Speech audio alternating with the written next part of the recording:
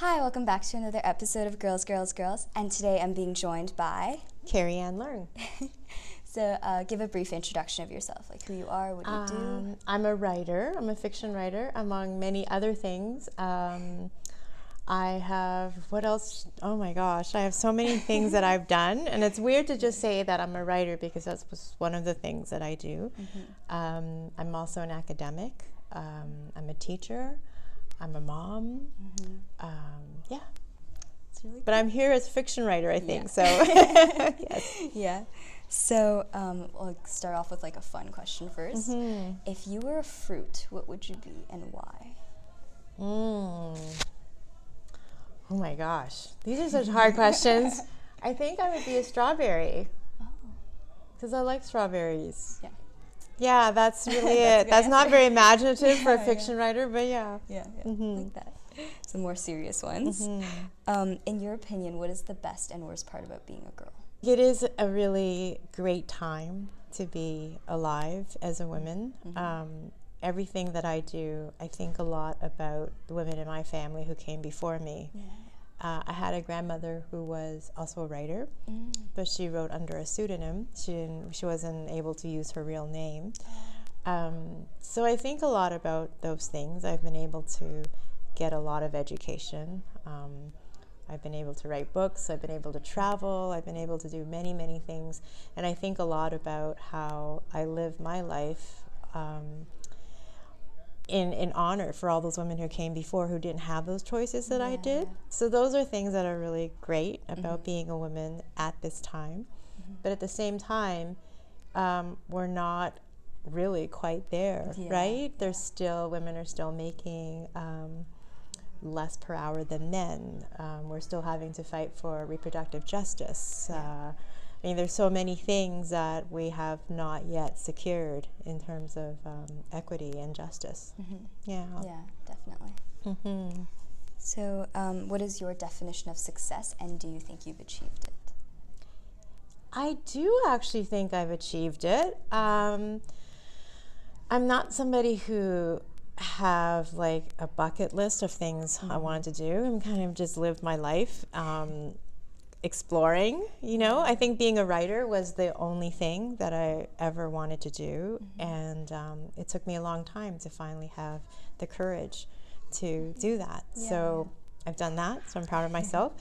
I just think of the success, like what makes a well-lived life is being kind, is being generous, and wealth is found in the people around you. Definitely. You know. So that is, the older I get, the more and more that becomes less cliche and more really deep and real. Yeah. So who or what inspires you? I'm just really lucky to be writing at a time and in the company of other writers who I so admire. And these include Black, Indigenous, and racialized writers who are really breaking out in this moment of CanLit that hasn't happened before. And I feel like I believe in literature so much as a way of changing the world and liberating the imagination. So to be able to be writing in the company of such amazing people who are showing us all these alternative ways to be is such an amazing thing for me to be right now. And it really inspires my work. So what is your biggest regret? I have no regrets. I have never had regrets because I just think, like, you do what you need to do, right? Definitely. You can maybe look back at things in the past and see it from a different lens, but at the same time, you do what you need to do. So I don't really have any regrets.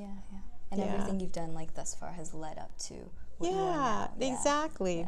Exactly. So all paths are open, right? What is your proudest achievement? Being a mother. I have a 12-year-old, and parenting is really, really, really hard. And it's really hard growing up too. So I see that and I remember that, and being a child and growing up.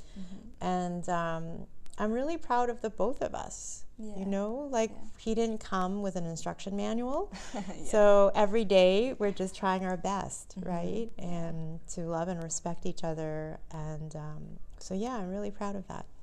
Yeah. And as your kid grows, you kind of grow with them. And absolutely. Yeah. You know, nobody challenges you like your own child. Yeah. It's really something. Yeah. So what is your advice to younger girls out there, especially those maybe looking for a career in your profession? Yeah. I think growing up, I didn't take myself very seriously because often we're taught not to take ourselves very seriously, especially when it comes to our mind and the work we want to do. And I feel like it wasn't until much, much later in life that I learned to take myself seriously. So I think that's the advice I would give. You're worth it. Don't let anybody diminish you. Believe in yourself and surround yourself with other people who will uplift you and not tear you down. You know? And those are, as girls, we're taught to put up with a lot. Exactly. And I think we need to really, you know, stake our ground. Yeah. Thank you so much for meeting with me. Thank you. Such a pleasure. Such a pleasure too. Thank you. Thank you.